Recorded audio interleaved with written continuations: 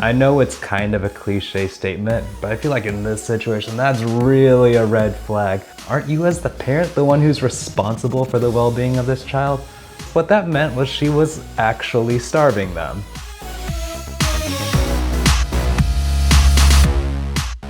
Hey everyone, welcome back to another video. Today I am reacting to a crazy story that just broke a couple of days ago about a YouTuber mom who just got arrested for charges relating to child abuse. And so we're gonna be diving into the news story, the breakdown, the story behind this mom who had this really successful channel and what went wrong with all of it. My name is Isaiah, I'm a therapist. Let's dive in. What you guys didn't know was Chad didn't get any room. He didn't get anything. He was sleeping on the floor in the family room.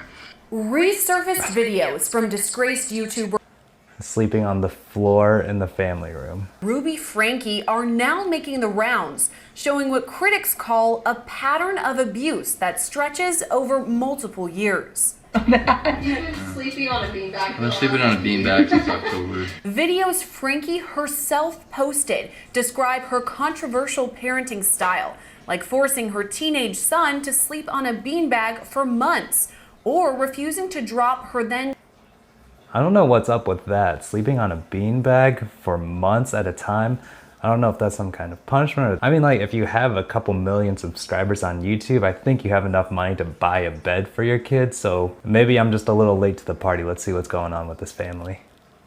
6-year-old daughter's lunch off at school. These videos posted years before she was arrested and charged with aggravated child abuse. Okay, so that sticks out as a little weird to me. Like, if she's putting all this on YouTube, how is it that CPS was not finding complaints about her before this? So must have been something that she was hiding very well that made it seem like things weren't as bad as they actually were. Hopefully nobody gives her food and nobody steps in and gives her a lunch. Both Frankie and her business partner, Jody Hildebrand, were arrested on August 30th after Frankie's 12-year-old son broke free out of duct tape from Hildebrand's home and rushed to a neighbor for help. Oh yeah, so if he was being held down by duct tape for whatever reason, yeah, you're probably gonna get the police knocking on your door. Just of your emergency. Tell me exactly what's happened. I just had a 12-year-old boy show up here at my front door asking for help. It happened in the small community of Ivins, Utah, about 4 hours south of Salt Lake City. Frankie and Hildebrand's self-help parenting and brands spread farther than just the state of Utah, though, as the pair created parenting advice videos for viewers across the country.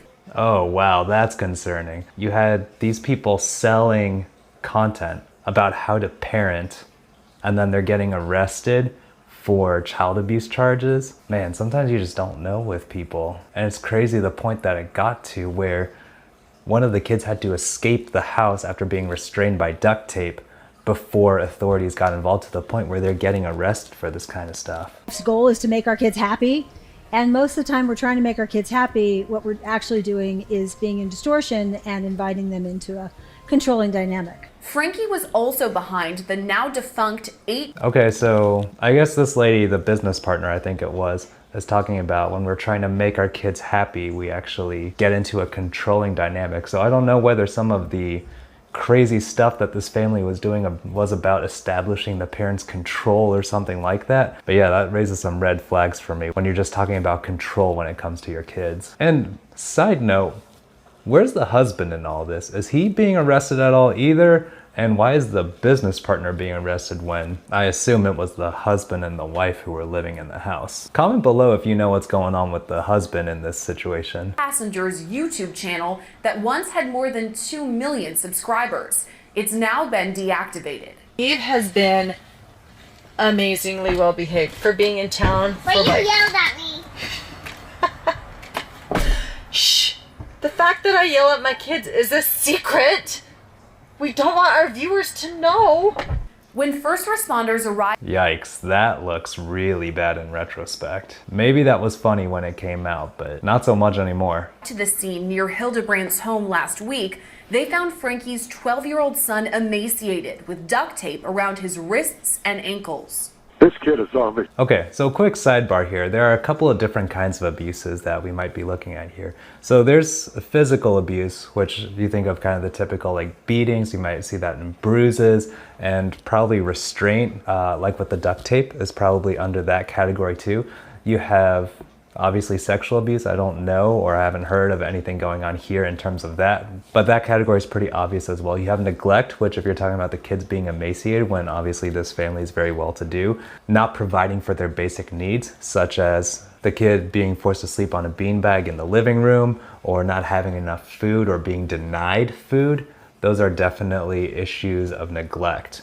And we don't know where things are in terms of emotional abuse. It's a little harder to define, but definitely patterns of speech that are designed to break somebody down or make them feel worse about themselves, make them feel like they're not worth respect, love, those kinds of things. That would be where we get into things like emotional abuse. And I don't know if any of that's going on, but definitely we're looking at stuff like physical abuse and neglect already. He's been detained. He's obviously covered in wounds. We need the cops here as soon as possible. While investigating a nearby home, officials found additional children in the same condition. 4 children were taken to the Department of Child and Family Services, and both Frankie and Hildebrandt were taken into custody, eventually charged with 6 counts of aggravated child abuse. Oh, that's so sad that the officials went in and they saw other kids in the same condition, and it took having this, I think 12-year-old had said, having the courage to run away from that abusive situation and ask for help before they were able to be rescued. And that's the idea behind mandated reporting for people, anybody who works with kids in some kind of official capacity, that it shouldn't have to be on the kids to ask for help. It should be a school teacher, a counselor, or just anybody that they're interacting with who's a mandated reporter, which means that any issues of safety regarding the children, you have to report. It doesn't matter any laws of confidentiality or anything like that. The physical well-being and safety of those kids comes first. And that's where I'm really discouraged that it fell to the 12-year-old to escape and ask for help, that there wasn't somebody who could step in and protect them sooner than this. But this isn't the first time Ruby Frankie's name has made headlines, specifically around alleged child abuse. In 2020, the mother of 6 posted a video to her YouTube page titled, "What We Haven't Told You." In the video, she explained her teenage son Chad had been sleeping on a beanbag for months. Sleeping on a Wait, so this came out years ago. Okay, so I'm confused why CPS didn't get involved sooner. Maybe the story will tell us. I've been sleeping on a beanbag since October, and they gave my room back like 2 weeks ago. During the video, Frankie had her son explain why the privilege of a bedroom was taken away. I'll give you the reason why I lost my bedroom. I think so. I think this is the reason. At least this is the reason that's in my head. It's pretty funny. Parenting thing here. The fact that he's not sure why he lost a certain privilege, whether it's an abuse of the mom's power or not. Expectations and boundaries need to be very clear for kids of any age. And for him to be saying something like, "Oh, I think this is why I lost my bedroom," that's not discipline in any form. That's just him being punished because either the mom was in a bad mood or was just really upset at whatever he did and just laid out that particular consequence. He doesn't know what he did wrong. He doesn't know how he can earn back that privilege or how he can make it right. So that's a parenting issue. That by itself doesn't make an abusive situation, but it's not a positive sign either. Back when it's pretty depressing. No, we never told our viewers. That I woke Russell up at 2 in the morning and told him that we're going to Disneyland and he has to pack. And he got up and made his bed all neatly and then packed all his clothes in a suitcase. And then he walked out the door and I'm like, "Russell," and he was like, "What?" And he's all happy. Has his sunglasses on. Chad goes on to explain he told his brother it was a joke before pulling another prank on him. I was like, "We're not going to Disneyland." And he started crying and hitting me. And then he went back to bed in tears and then... So that was not the reason you lost your room, but that was All the other reason is because I pointed a BB gun at his face. pointed a BB gun at his face and hung him yeah. on the basketball. Frankie then stepped in, explaining why she felt her decision to take away her son's bedroom was justified. Chad showed that he was not able to manage himself sharing a bedroom with Russell. So when we moved, the bigger room in the basement was automatically his, and I didn't have a room, but we like put one on hold for me. So a lot of you are like, hey, that's not fair because Chad got the lesser bedroom and Russell got the bigger bedroom. Russell got the big bedroom and Chad got the smaller bedroom. And Russell's bigger bedroom also had a bathroom.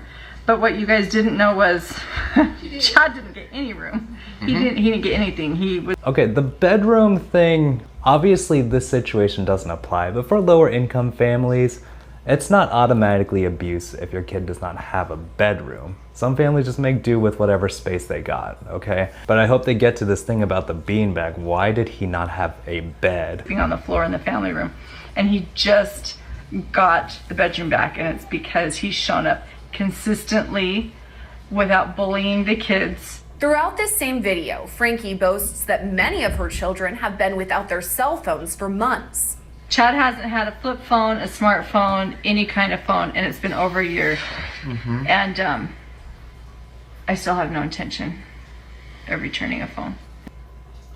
This is the only part I can get on board with. But her willingness to set boundaries around the phone use, whether or not those were reasonable or whether the consequences themselves are reasonable in response to whatever infraction happened, agreeing with this mom really makes me rethink my other video that I talked about where kids shouldn't have phones. But that's a whole nother issue. On this one particular point, I'm okay with her taking away phones. I don't think that's abusive. Abby, we took the phone away from Abby in November. And you may never get the phone back. Probably not. Frankie then tells viewers. Okay, so again, this is an issue where it's just like an indefinite punishment. That doesn't teach the kids anything. That just tells them it doesn't matter what you do. It's all about the parent's control, and it's not a fair system. It's just however the parent feels at the moment, whether they get their phone back or not. That's why I really encourage my parents to have very concrete kinds of consequences that are related to what the infraction was, so that reinforces the message, giving the kids a sense of predictability, consistency. And on top of that, for parents, have you ever stacked up a couple of different, oh, you don't have the computer for a week, you don't have the TV for 2 weeks, and you can't have your phone for 2.5 weeks, and then you're trying to keep track of all that? That makes it really hard for the parent, and that undermines your own authority because suddenly you're inconsistent, you're hopping place to place, you don't actually know what kind of consequence is going where, and that doesn't make you look like you're in control. So keep it simple, keep it concrete, and talk about what the expectations are. If it's something they have to earn back, make that very clear what the expectations are. This choice affects her just as much as it affects her children. When you make these choices with your family to take things away, as a parent, you really do want them to have these things. And it's been so difficult to take a phone away, to take a bedroom away, to take iPads away, to take access away. Like, it hurts me just as much as it hurts my kids.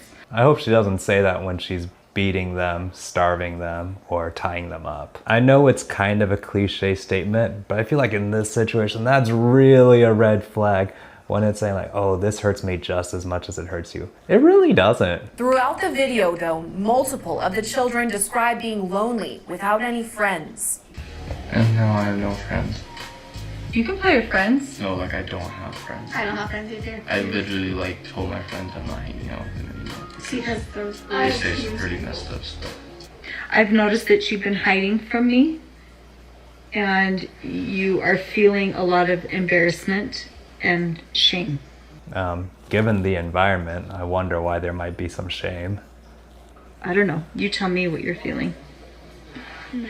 Mad? Because I really won't get anything this summer. I won't be able to go anywhere. I don't have any friends. The video ends as Frankie kisses her son, who's visibly upset. And I love you with all my heart. In a separate video, Frankie Okay, I don't know quite what to make of that. I never followed this lady's channel, so I don't know what the context of that is. I'd hesitate to draw any conclusions based on that clip by itself, because, I mean, you're putting a kid on camera. I don't know what you really expect. He could have just been having a bad day. But in the larger context of what we now know is happening, yeah, absolutely concerning. He explains her then 6-year-old daughter Eve forgot to bring her lunch to school. I just got a text message from Eve's teacher, and she said that Eve did not pack a lunch today, and can I bring a lunch over to the school? Okay, I mean, that's a pretty typical situation. She said her kid was 6 and forgot to pack her lunch. Okay, my 6-year-old forgets to bring her shoes home from places. I mean, stuff happens. This happens quite often when you're raising children. She then tells viewers her daughter's teacher was uncomfortable that Eve may have no lunch that day. I know that. I mean, understandably, you're a teacher in charge of the well-being of your students. You might be concerned if they're hungry for the entire day. Teacher is uncomfortable with her being hungry and not having a lunch, and it would ease her discomfort if I came to the school with a lunch. But I responded and just said Eve is responsible for making her lunches in the morning, and she actually told me she did pack a lunch. Instead of bringing Eve's lunch to school, Frankie says she hopes her daughter goes hungry. So the natural outcome is she's just going to need to be hungry. And hopefully nobody gives her food and nobody steps in and gives her a lunch. On other occasions, Excuse me, hopefully nobody helps her. This is a 6-year-old you're talking about. But to actually hope that nobody steps in to help her, what do you think that's going to teach her? And also, if you're talking about trying to teach responsibility to a 6-year-old, aren't you as the parent the one who's responsible for the well-being of this child? I think some wires got crossed when we started talking about responsibility with this mom in mind. Frankie posted videos about withholding food as well. And my kids are literally starving. I hesitate to say this because it's going to sound like I'm like a mean barbarian, but I told the kids, I said, I'm not even going to let you eat breakfast until you get your chores done. After these videos were posted at change.org. First of all, for any English teachers and English majors out here, this is why you don't use the word literally, because what that meant was she was actually starving them. On top of that, parenting tip, kids don't listen very well when they're hungry, tired, thirsty. In a lot of situations where mental health professionals are working with kids in close proximity, a lot of times what we check are kind of those basic needs. If someone's having a bad day or is especially irritable, really check, are they hot, are they tired, cold, hungry, thirsty? A lot of that irritability and that anger or whatever is the body trying to show signs that, hey, we have a basic need that needs to be met.